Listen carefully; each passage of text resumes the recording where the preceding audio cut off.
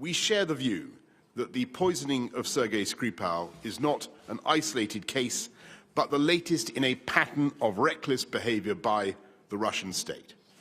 That behavior goes back many years. From Russia's annexation of Crimea to cyber attacks and its involvement in the Syrian war, Russia has shown itself, the Russian state has shown itself, to have a blatant disregard for international order, for international law and values, our values.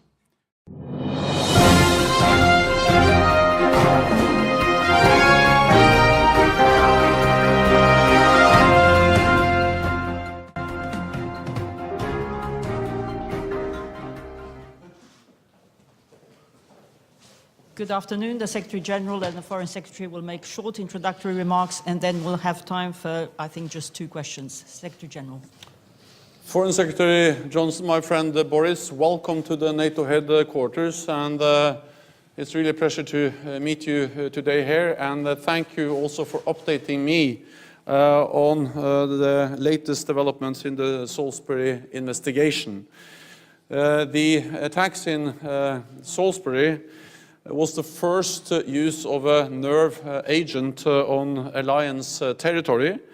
It showed a total disrespect for human lives, and the attack was an unacceptable breach of international norms and rules. NATO allies have been united in condemning this attack, and they have offered their support to the ongoing investigation. Russia's response so far has demonstrated a clear disregard for international peace and security. We continue to call on Russia to provide complete disclosure of the Novichok program to the Organization for the Prohibition of Chemical Weapons. And we welcome the UK's cooperation with the OPCW in the investigation of this horrendous attack. The attack in Salisbury comes at the background of a pattern of reckless behavior of Russia. And NATO is responding to this pattern of behavior. We have seen the illegal annexation of Crimea, violating the sovereignty and the territorial integrity of Ukraine. We have seen Russia's continuous efforts to destabilize eastern Ukraine. And we have seen that Russia continues to interfere in our democratic political processes and undermine our democratic institutions. We have seen different types of hybrid tactics, including cyber attacks. NATO's approach to Russia is firm, defensive and proportionate. It combines strong deterrence and defense with openness to a meaningful dialogue. So, Foreign Secretary, thank you once again for coming here. Russia will continue to seek to divide us, but NATO allies stand united, and we stand in solidarity with the UK. So welcome. Well, thank you very much, Jens, and thank you for welcoming us today to NATO. We met to discuss, as you've just said, the attack against Sergei and Yulia Skripal using a military-grade nerve agent. And you and I, Secretary General, are clear that the use of such an agent is a violation of the Chemical Weapons Convention and a flagrant breach of international law. And I'd like to extend my gratitude to you, Jens, for the personal statement you made so soon after the attack.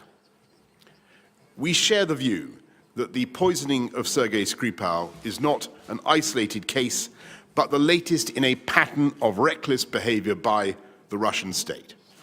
That behavior goes back many years.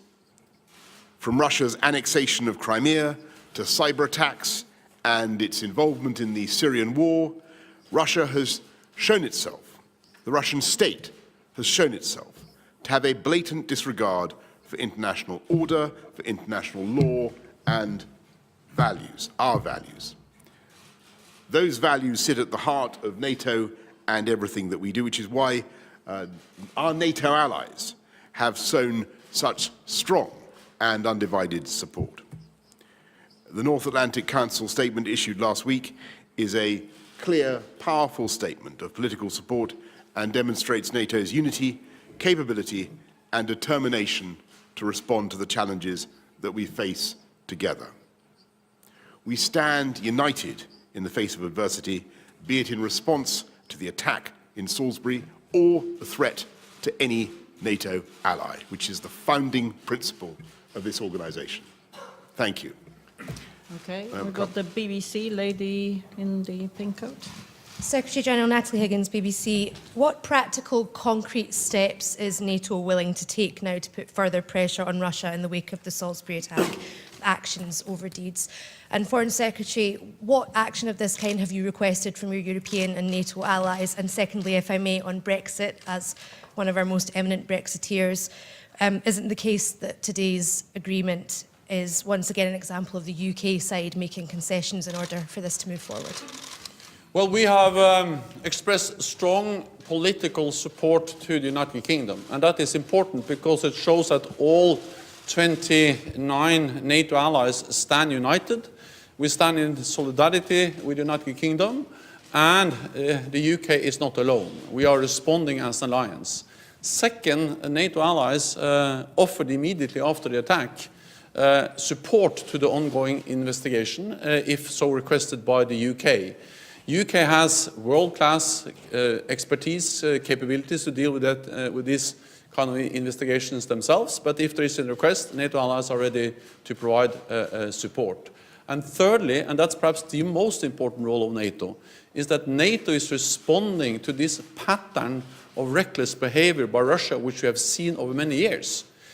So we are now in the process of implementing the biggest reinforcement of our collective defense since the end of the Cold War, with battle groups deployed to the eastern part of the alliance, with high readiness of our forces, tripling the size of the NATO response force, but also now the fact that we see increased defense spending across Europe and Canada for the first time in many years.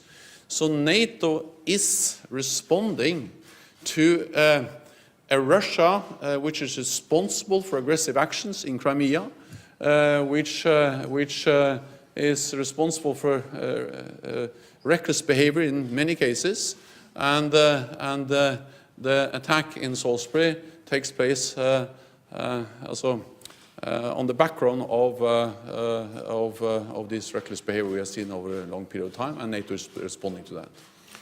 Thanks, Jens. Well, I just want to say on the reaction of the world and all our friends and allies, it really is very striking, the contrast between the powerful statements of support that the UK is getting today and over the last few days, with the much more muted reaction you saw 12 years ago after the death of Alexander Litvinenko. And I think there's a reason for that, and it is that across so many parts of the world, we are seeing, there are countries who directly or indirectly have experience now of disruptive or malign Russian behavior. And that's why what we're doing now is working with our friends and partners on all sorts of measures, tackling cyber warfare, intelligence sharing to do that. Working together, we discussed this in the EU just now, working to tackle disinformation that comes from Russia, a lot of the fake news that's pumped out. Tackling hybrid warfare, as Jens has just said, one of the key things that NATO now has to consider. And of course, looking at how we go after the money that may or may not have been, well, very likely has been corruptly or illicitly obtained. And of course, we in the UK now have powers to do that since the Criminal Finance Act of last year. There are ways of taking money away, unexplained wealth orders that we can put in place. And those can be done and are being done now in concert with our friends and partners around the world, many of them in NATO. So that is the work that is going on now. On Brexit, all I can say is that, I can't remember what your question was. It's all going, there's a great step forward in the negotiation. How about that? Will that do as an answer? I think things are going extremely well. And okay. The same question for both of you. Foreign Secretary, you today had a meeting with the EU where they unconditionally expressed their solidarity. From your perspective, what would be the best way forward for the EU and the UK and NATO to do something together to increase the pressure on Russia? Well, thanks. I mean, a chance for me to repeat, if I may, the last answer, which is, there are things we can and must do together. Tackling disinformation from Russia, and the UK has been helping to fund that at an EU level. Tackling cyber together, sharing intelligence about what Russia is up to in cyber warfare, which has had an impact on many countries around the European Union and in NATO. And going after the money that has been illicitly or corruptly obtained. And that is the way, one of the most important ways forward. Unexplained wealth orders. We have a national crime agency, National Economic Crime Unit, that are looking at this kind of stuff right now. But you can only do it in concert with partners around the world. And it's very, very heartening and encouraging to find the level of support, not just here in NATO, but in Washington and capitals around the world. Thank you very much, everybody. Let me just echo what Boris just said. I totally agree with him. We work together with the EU on hybrid, on cyber, and on many other issues which are relevant to how we respond to Russia, also working with partners, for instance, our Eastern partners. So this shows the importance of strong NATO-EU cooperation, and we have been able to bring that cooperation to a new level, unprecedented strong cooperation, and that's part of our response to a more assertive Russia. Thank you so much, Boris. Thanks, everybody. Thank you so much.